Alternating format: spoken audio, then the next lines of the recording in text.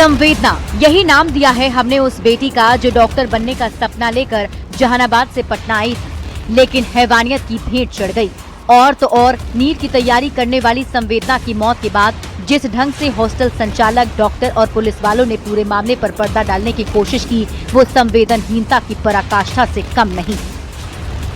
Postmortem report आने और SIT के गठन के बाद जांच में तेजी जरूर आई है, लेकिन लापरवाही कम नहीं हो रही। अब देखिए इसे, ये है एसएचओ रोशनी कुमारी।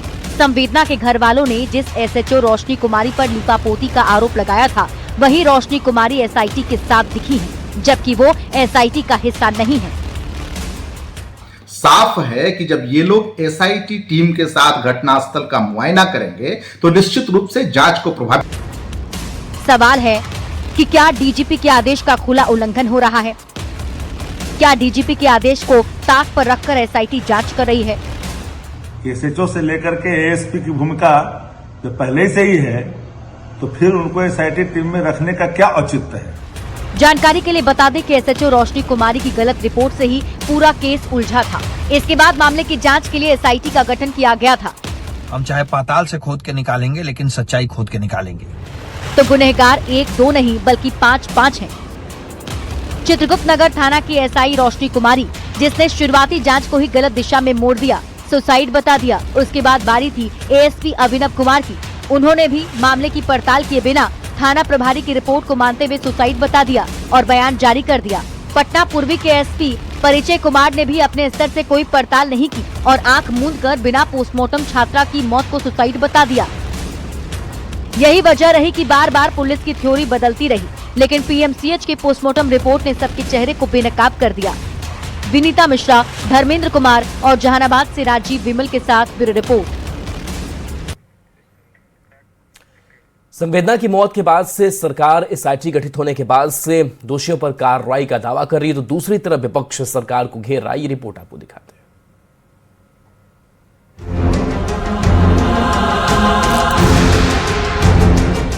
जहानाबाद से पटना आकर नीट की तैयारी करने वाली छात्रा संवेदना की मौत के बाद से बिहार का सियासी पारा चढ़ा हुआ है। सरकार ने एसआईटी का गठन कर दिया। एसआईटी के गठन के बाद जांच भी तेज हो गई, लेकिन विपक्ष इस मुद्दे पर सरकार को घेरने में जुटा है। कांग्रेस ने इस मुद्दे पर पटना में प्रदर्शन किया। कांग्रेस के प्रदेश अध्यक्ष राजेश श्याम का कहना है कि एसआईटी जांच से भी कुछ नहीं निकलेगा। सरकार इसको लीपापोती करती है, लेकिन एसआईटी की रिपोर्ट अभी भी मैं कहता हूं कि सरकार नहीं ला पाएगी। दूसरी ओर डिप्टी सीएम सम्राट चौधरी ने कहा है कि सरकार ने दोषियों के खिलाफ कार्रवाई के लिए पुलिस को पूरी तरह से खुली छूट दे रखी है। खुद डीजीपी और आईजी पूरे मामले की मॉनिटरिंग कर रहे हैं। दोषी किसी भी हाल में बच नहीं पाएंगे। कोई भी अपराधी हो, उसको बचने नहीं देना है, हर हालत में जेल के अंदर बंद करना है।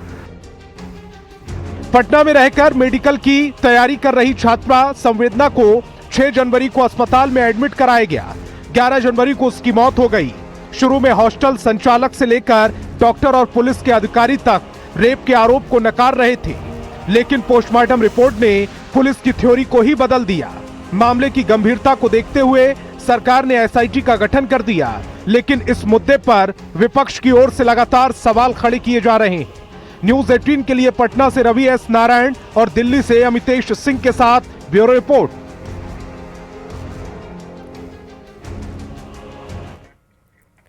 जहानाबाद की छात्रा की मौत मामले में दोषियों की गिरफ्तारी और फांसी की सजा दिए जाने की मांग को लेकर के अब लोगों ने कैंडल मार्च भी निकाला है। कैंडल मार्च भूतनाथ रोड से पुरानी बाईपास रोड तक निकाला गया। लोगों ने पुलिस प्रशासन के खिलाफ जमकर नारेबाजी की और पूरे मामले की सीबीआई जांच कराने की मांग भी की। इसके साथ ही दोषियों को फांसी की सजा देने की मांग भी लोगों की तरफ से की जा रही है। बिहारवासी निर्भया हत्याकांड के दोषियों को यथाशीघ्र फांसी की सजा मांगने के लिए रोड पर उतर आए हैं और जब तक इस हत्याकांड में दोषियों को नहीं दिया जाता है फांसी, तब तक हम लोग आंदोलन करते रहेंगे। पटना में नीट छात्रा की मौत के मामले में राष्ट्रीय और राज्य मानवाधिकार आयोग में 2 अलग-अलग याचिका दायर की गई है। यह याचिका मुजफ्फरपुर जिले के मानवाधिकार मामलों के जानकार मानवाधिकार अधिवक्ता इसके झा की ओर से दायर की गई है। पटना में नीट की छात्रा की मौत के बाद पुलिस ने प्रारंभिक जांच में आत्महत्या का एंगल देने की कोशिश की थी, लेकिन पोस्टमार्टम रिपोर्ट के बाद जो तथ्य सामने आए उसने स्पष्ट कर दिया कि यह मामला काफी गंभीर है। छात्रा की रेप के बाद बर्बरता से हत्या की गई। अब मामले ने तूल पकड़ लिया है, लिहाजा मानवाधिकार अधिवक्ता इसके झा ने राष्ट्रीय और राज्य मानवाधिकार आयोग में 2 अलग-अलग याचिका दायर की है। हमने टोटल प्रकरण का जब अध्ययन किया तो हमें ऐसा लगा कि नहीं, इसमें मानवाधिकार आयोग का इन्वॉल्वमेंट होना बहुत ही आवश्यक है, क्योंकि यह मानवाधिकार उल्लंघन का बहुत ही बड़ा मामला है। तो इसलिए हमने राष्ट्रीय मानवाधिकार आयोग नई दिल्ली और राज्य मानवाधिकार आयोग पटना के समक्ष 2 अलग-अलग हमने पिटीशन दाखिल किया, जिसे स्वीकार कर लिया गया है। देखिए, पटना